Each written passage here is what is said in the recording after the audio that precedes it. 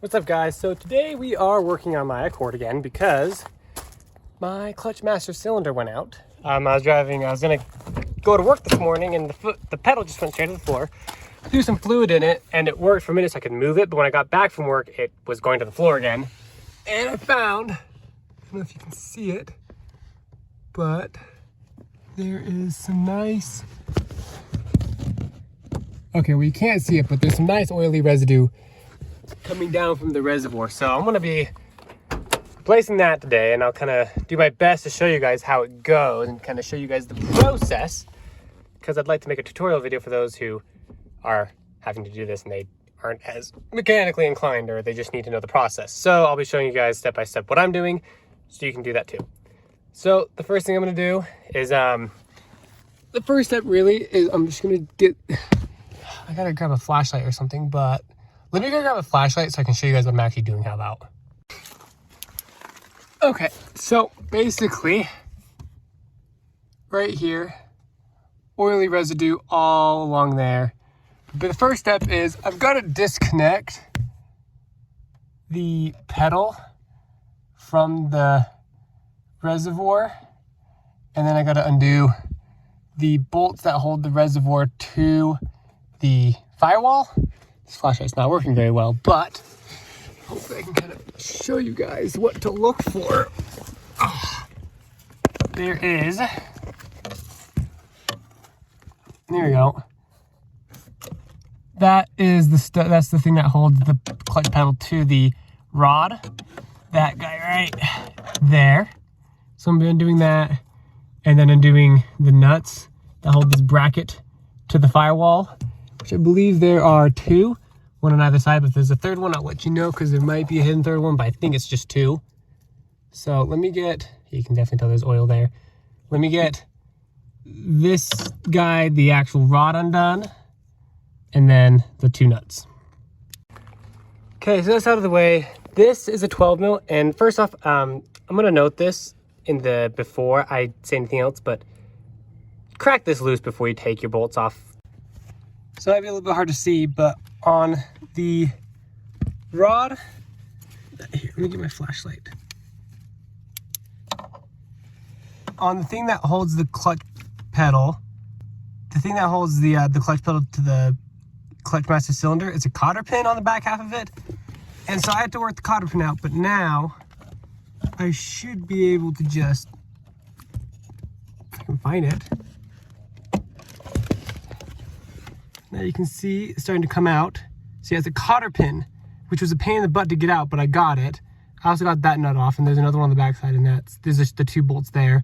In theory, you could pull off a third bolt up here and just pull the whole clutch pedal out, but I don't know how getting the clutch master through the firewall would work. So I'd recommend at least pulling that out. So anyway, if I just pull, you see cotter pin right through there. So make sure you keep, I don't know if the new one comes with that or not, but now my clutch pedal is completely disengaged from the clutch master, which means I can just pull the other bolt off and pull the master out. So I'm gonna get the other bolt off, and it's on the other side of this bracket here, and it's just a little bit higher up. But if you look on the other side, you can see it. It's just, I can't really show it with the camera because I can't get it at that angle. It's, oh no, you can see it up there. So it's up there, cotter pin for that, and then the other one up there. So I'm gonna get the other bolt out, and then we'll pull the master cylinder out. So good news, I got the two out. I had to use an extension with the deep socket. I used the extension with the deep socket for the top one, and then just the deep socket for the lower one, the one closer to the center of the car. But now that we got that all undone, we can, in fact, come over here. We can get the hood open. And now it's gonna be a lot of a pain because it's way down in there. I'm gonna pull the master cylinder off, and I've got to get the actual clutch line off of there, which I don't know what size that is yet, but I got to figure it out. But I'm gonna get this bracket out of the way first, which I think is just 210s, just to kind of give myself a little bit more room. So I'm gonna get that out, and then I'll get that broken free.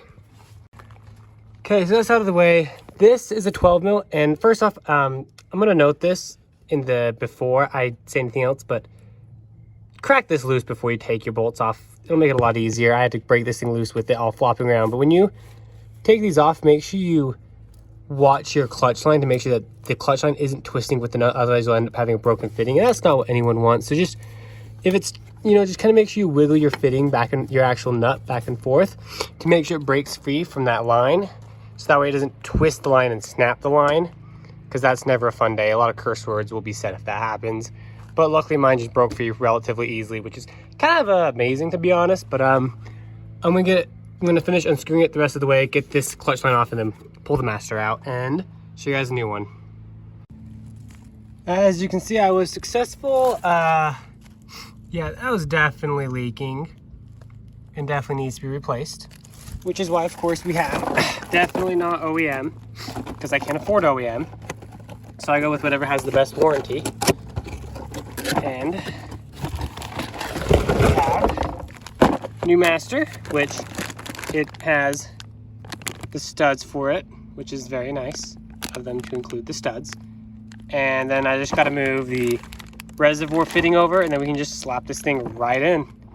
And yeah, so let's get started. I'm gonna get the reservoir hooked up first, probably, just because getting that screw on would probably be a pain. Getting that on would be a pain inside the car. So I'm gonna get the reservoir, throw it on real quick, and then we'll throw the new one in. I don't really see a way to, I guess there is a way to bench bleed it, but I always just bleed it on the car. I've done these before, that's how I've always done it. So I'm gonna do that. If you want to, you can bench bleed it, but that's not personally what I do. And I know it's probably better to do it that way, but it's not what I do, and it's not how I've ever done it, because it works for me just bleeding it on the car itself. So I'm gonna get that moved on. Just one hose clamp right there, pop it off, throw it on there. And all I did, by the way, for the record, I just pulled it up and out like that. Like, it was not hard at all to get this thing out. So don't worry too much about getting it out. It actually comes out pretty easily. So let me get this pulled off, throw it on the new one, and we'll go from there. I forgot to mention, make sure you get this rubber thing on here before you put it in. Otherwise, you have to pull everything back apart. So make sure you get that on there. Another thing I want to know, make sure you get your fitting started before you get the clutch master in all the way, like before you start putting nuts on it, because in order to get that line started, I had to kind of maneuver it around to get it set right, but then wait to tighten it down all the way until you get the actual bolt, until you get the master cylinder bolted down. Otherwise, you're not going to be able to crank it down tight enough to seal. So get it started with the master cylinder loose, and then tighten it up once the master cylinder is on all the way. Just, if that makes sense. Hopefully it does. But yeah, now I just got to get those two bolts back on, get the pin through, get the cotter pin in, and then we'll be mint. Okay, everything in the engine bay, good to go. I think I'm gonna know why, if you are leaking on the inside, make sure you wipe down any residues. That way you can tell if it's leaking again or not, just as a precaution. Now I got to get the two nuts on and then get the pin through. So originally the pin was going through like this. I might see if it's possible to install it like this, so the cotter pin's easier to get to. Don't know if it's going to be possible, but we're going to find out. And if it's successful, I'll let you know, because from the factory, at least on mine, it's installed this way, which made the cotter pin a pain to get to. But if I can install it like this, if that works, it'll make it a lot easier. But I'll update you guys about that. But now I got to get these two in.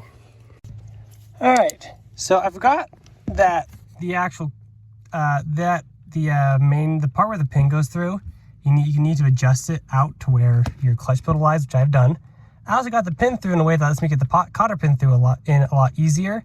So you can see the cotter pin goes through the hole right in.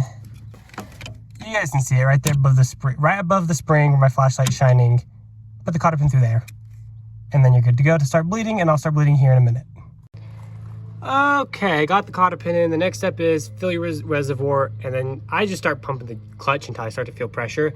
Sometimes I do have to do, crack the bleeder down at the actuator. If I have to, I'll show you guys, but I'll need help to do that. But for now, I'm just gonna throw some fluid in the reservoir, start pumping, keep an eye on the level, make sure it doesn't get too low. Don't want to reintroduce air bubbles into the system, but hopefully there won't be too much air in the system because of the fact that most of the whole clutch system still has fluid in it. But yeah, get some fluid in there, start pumping. All right, so unfortunately, I'm having to resort to manual bleeding. I have my lovely assistant over here, and she's in charge of the pedal. I'm in charge of the valve. So basically, I'm just gonna tell her to push in.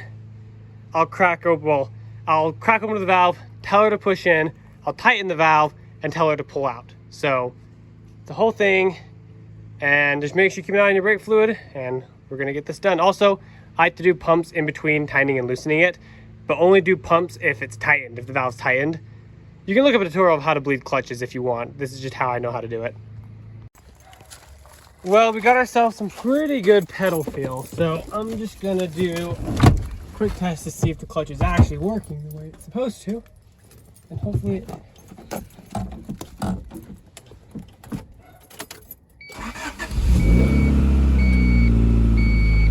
Okay, so as you can see, the car is running and I'm able to get it into gears. It still needs a little bit of bleeding, but that might be able to just do that by foot.